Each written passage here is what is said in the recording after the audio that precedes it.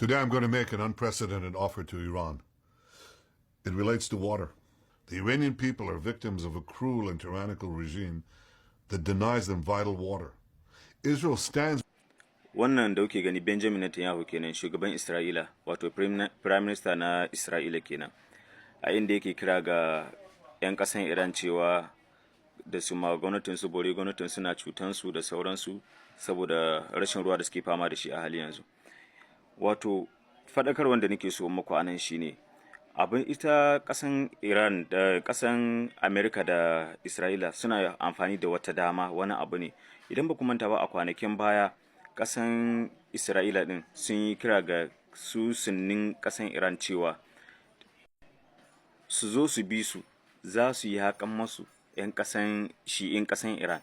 Wato 'yan sunni na ƙasan Iran su zo su bi su, za su yi haƙan masu shi'i na ƙasan Iran.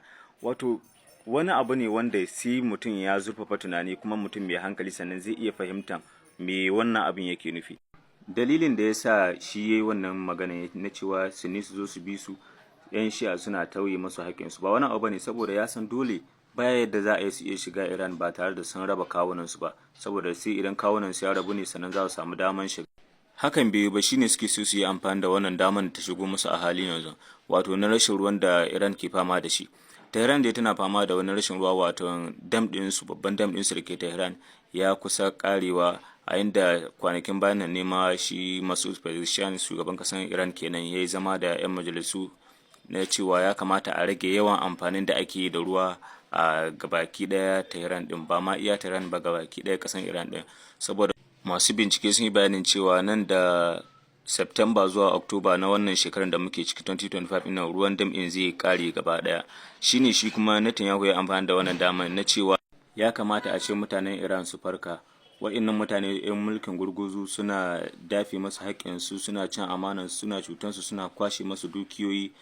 A kowace shekara suna spending mahaukatan kudade, miliyoyin kudade suna ba Hezbollah da mayakan Houthi, amma su kuma sun kyale su haka nan. To in dai har sun shirya neman taimakon su, to su magwamnatin su bore, shi kuma zai tada jirage da masana kimiyya a shigo har cikin Iran, a bincika kuma a gyara masu ruwa, a saman masu da tsaftataccen ruwan sha.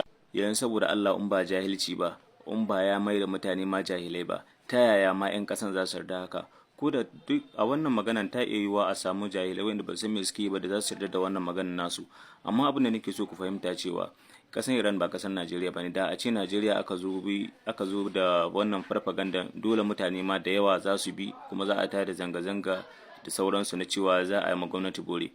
Kuma abin da nake so ku fahimta cewa babu ta yadda za a yi wata ƙasa ta shigo ƙasan ku cewa wai za ta kawo muku tallafi, za ta maku abin da gwamnatin ƙasan ku ba ta maku ba, babu shi. Babu wannan gwamnatin da za ta zo ta maku abin da gwamnatin kasan ku ba ta maku ba. Ko a Burkina Faso da ya faru, dama gwamnatin kasan tana son taimakon su ne, tana son taimakon su, shine kasan China ta zo ita ma ta ƙara tallafa masu da abubuwan su, ko sai ga abubuwan su ya ci gaba. Man babu ta yadda za a yi a ce wata ƙasa ta shigo ta maku abin da gwamnatin kasan ku ba ta maku shi ba.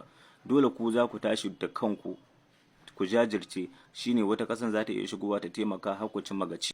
Yanzu misali idan har wata ƙasa za ta shigo Najeriya sai ta ce ma 'yan Najeriya, yanzu misali irin wannan rashin tsaron da ke faruwa a ƙasar nan, ai Fulani na cutan ku da sauransu za su shigo su taimaka mana. To idan har mu da Fulanin da Hausawan mu da Yarbawa da sauran 'yan ƙasa ba mu tsaya mun tattauna mun gano yadda za mu solve matsalar mu ba, kuna ganin za su iya yakan wannan matsalar? Idan har suka ce za su shigo, sai dai su yi abin da za su yi, su wuce su bar mu cikin rikicin da ba za yi taɓa karewa ba. Kun ga mai gari yawa ya haka. To dole babu ta yadda za a yi wata ƙasa yayin ta shigo ta ce wai za ta kawo muna agaji saboda wannan abin da ke faruwa a Najeriya, rashin tsaro. Dole mu da kanmu za mu tashi mu neman mu kan mafita.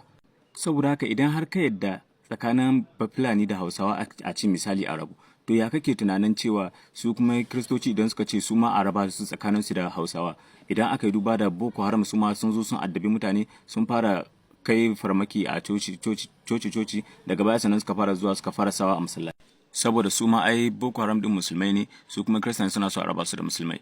To zaka iya cewa ai wa'annan ba musulmai bane, ko kuma ka ce ai munafikai ne da sauransu.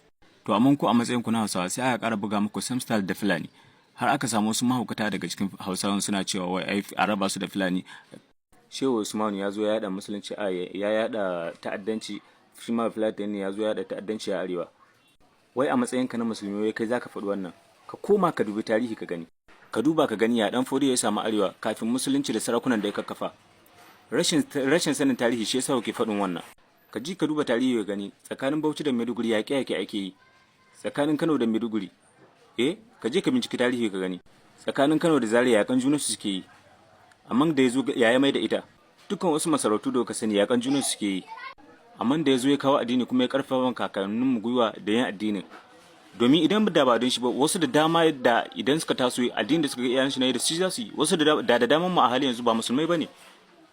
Amma saboda rashin bibiyan tarihi da sauransu ya samu zo muna ta shirme. Da dama na san wasu ba su son irin wannan abubuwan da nake yi. Na san wasu ba su son irin wannan faɗin gaskiya da sauransu da ake, wasu ba sa so. Ni na san da saboda dama a cikin masu irin wannan harkokin namu za ga ana gargaɗin su. Amma babu yadda za a yi, dole sai mun faɗi gaskiya. Allah ubangiji ya samu dace.